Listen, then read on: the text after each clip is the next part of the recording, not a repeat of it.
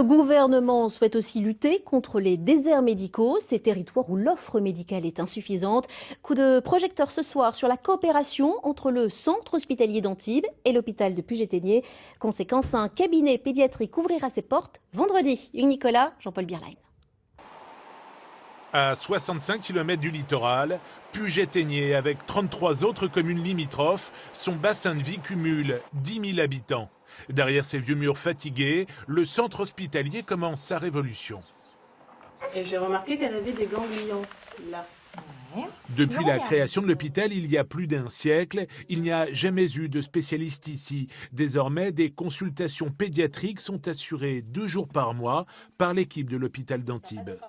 On est 6 à monter par roulement. Il y a des surspécialités, pneumopédiatre, gastropédiatre, donc c'est aussi l'intérêt, c'est d'apporter aussi, de développer une prise en charge spécialisée. Pour ouvrir ce cabinet, l'hôpital de Puget-Théniers a financé seul, sans subvention, les 65 000 € nécessaires aux travaux. Les salaires des spécialistes sont pris en charge par l'hôpital d'Antibes, une coopération qui change la vie des habitants. On n'est plus obligé de poser une demi-journée de congé ou une journée entière de congé pour pouvoir aller consulter. On a les docteurs généralistes, mais après, si on a besoin pour un cardiologue, un pédiatre, il faut descendre sur Nice. 1h15 1h15.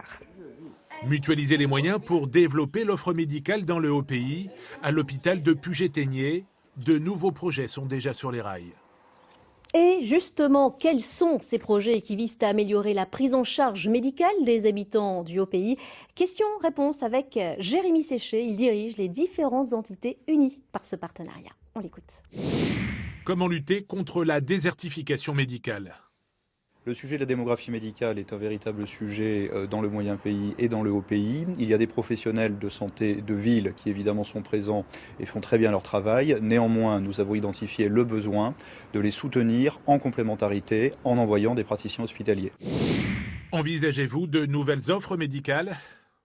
La pédiatrie est une première étape dans une démarche de coopération de long terme qui sera plus étoffée. Je peux d'ores et déjà vous annoncer que la prochaine étape est un travail dans le champ de la cardiologie et notamment la prise en charge des urgences cardiologiques via la télémédecine.